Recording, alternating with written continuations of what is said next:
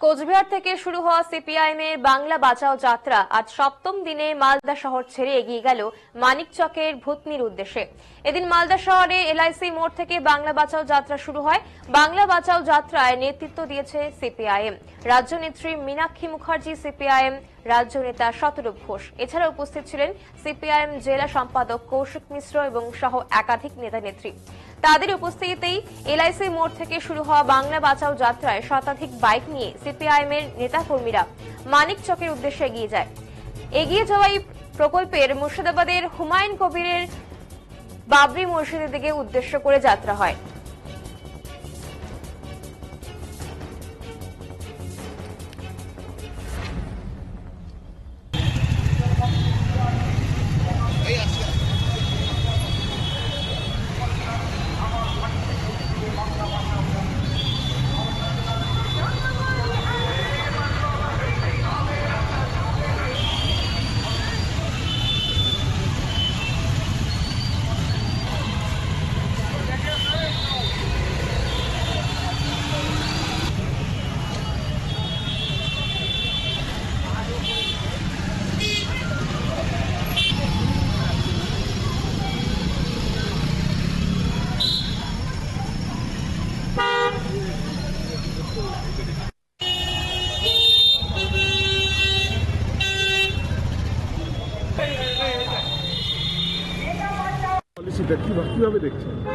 মন্দির মসজিদের রাজনীতি তো নির্বাচনের আগেই তো হয়। মন্দির মসজিদের রাজনীতি যারা ধর্ম করার জন্য মন্দির মসজিদ করে তারা সারা বছর করে, আর যারা ভোট পার করার জন্য মন্দির মসজিদ করে তাদের তো ইলেকশন আসলেই এগুলো চাগার দিয়ে ওঠে।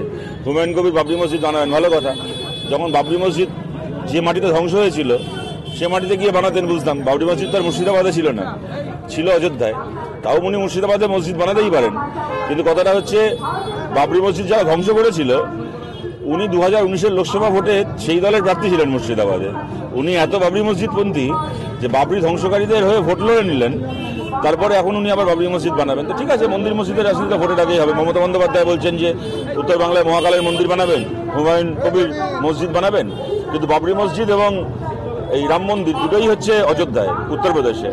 এখন উত্তরপ্রদেশের রাজনীতিকে পশ্চিমবাংলায় আমদানি করা হচ্ছে। আমরা গর্ব করে বলতাম যে মন্দির মসজিদের রাজনীতি ইউপিতে হয় আর পশ্চিমবাংলায় স্কুল কলেজ হাসপাতালের রাজনীতি হয়। তো এখন বাংলায় হাসপাতাল স্কুল কলেজের রাজনীতি হবে না, মন্দির মসজিদের রাজনীতি হবে, এরা সেটা চায়। আর আমাদের লড়াই স্কুল কলেজ হাসপাতালের রাজনীতিকে আরো জোরদার করা। ওনার পেছনে কি কোনো পলিটিক্যাল শক্তি আছে মনে হচ্ছে? ওনার পেছনে কোনো কেন, ওনার পেছনে একাধিক পলিটিক্যাল শক্তি আছে। উনি কখনো কংগ্রেস করেছেন, কখনো তৃণমূল করেছেন, কখনো বিজেপি করেছেন। যিনি এতগুলো রাজনৈতিক দল করেছেন তার পেছনে রাজনৈতিক শক্তি তো থাকবেই। তিনি তো এখন অব্দি একটা দলের বিধায়ক। সেটা উনি বলেছেন, কালকে আমি দেখলাম। এবং উনি তার আগে আরও অনেক কথা বলেছেন যে উনি মাস গেলে ভরতপুর থেকে টাকা তুলে তৃণমূলের এমপি ঋতব্রত ব্যানার্জিকে পাঠিয়ে দিতেন। মমতা বন্দ্যোপাধ্যায়ের সঙ্গে বিজেপির কীরকমভাবে বোঝাপড়া করে পশ্চিমবাংলার রাজনীতি চলে। উনি তো অনেক কিছুই বলেছেন। একটা দুটো তিনটে করে সবগুলো প্রশ্নের উত্তর আসুক, তারপর এটারও উত্তর দেওয়া যাবে। ওটা জেলার লোকজনেরা বলবে। বলছি যে এই যে মুর্শিদাবাদে হঠাৎ করে নির্বাচনের আগে বাবরি মসজিদ বানাবে হুমায়ুন কবির, এটার পেছনে কি মনে হচ্ছে? গোটা ভারতবর্ষে পশ্চিমবঙ্গের রাজনীতি মানুষের রুটি রুজির বাইরে মন্দির মসজিদ ধর্ম জাত ভাষায় যাচ্ছে, যেটাই ভারতবর্ষের সংবিধানের বাইরে। আলোচনাটা রাজনৈতিক নেতাদের জনপ্রতিনিধিদের এইটাই হওয়া উচিত, পশ্চিমবঙ্গের রেগার কাজ চালু হবে কিনা।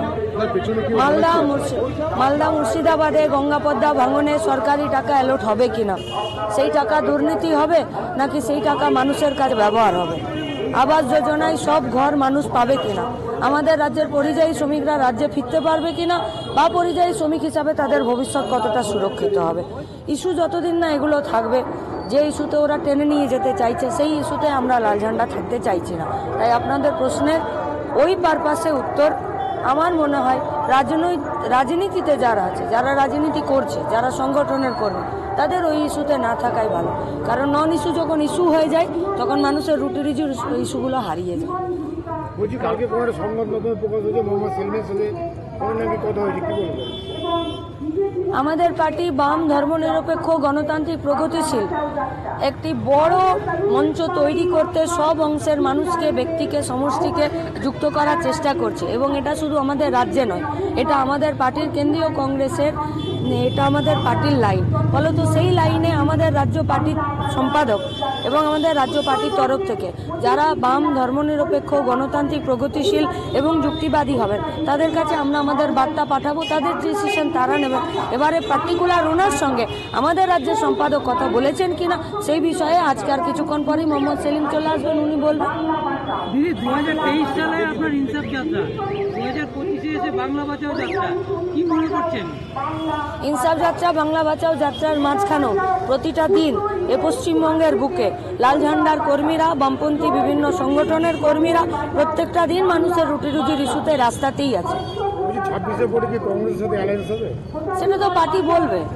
আমি তো এক্ষুনি বললাম আমাদের পার্টির কেন্দ্রীয় কমিটির যে পার্টি কংগ্রেস হলো সেখানে আমরা এই পলিসি গ্রহণ করেছি। বাম ধর্মনিরপেক্ষ গণতান্ত্রিক প্রগতিশীল যুক্তিবাদী ব্যক্তি, গোষ্ঠী, সমষ্টিকে নিয়ে আমরা বড় মঞ্চ তৈরি করে আমরা ইলেকশনে, নির্বাচনে আমরা একসঙ্গে থাকতে চাই। আরেকটা নেক্সট প্রশ্ন করছি, বেশ কিছুদিন আগে কালিয়াচকে 38 ঘন্টা 3টা খুন হয়েছে। বছরের শুরুতে আমি তৃণমূল নেতা খুন, প্রত্যেক গত মাসেও কালিয়াচকে বেশ কয়েকজন খুন, কি বলবেন? জেলার আইন তার মানে এটা পরিষ্কার হয়ে গেল যে রাজ্যের পুলিশ প্রশাসন একেবারে অপদার্থ হয়ে যাচ্ছে, আর যিনি মাথায় আছেন তিনি রাজ্যের মুখ্যমন্ত্রী, তিনি একাধারে পুলিশ মন্ত্রী। ফলত তাদের কন্ট্রোলে এ পশ্চিমবঙ্গের গুন্ডারাজ কন্ট্রোলে নেই। তাহলে গুন্ডারাজ খতম করতে গেলেই সরকারকে উৎখাত করতে হবে।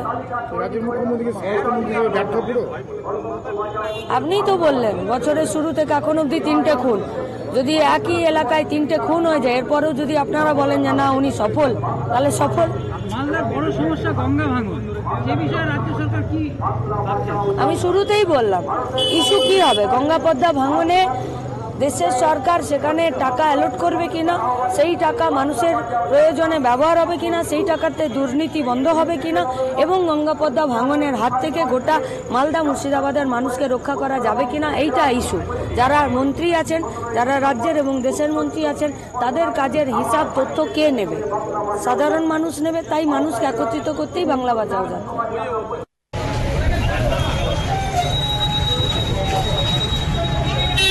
সন্ধ্যা একটু পিছাও।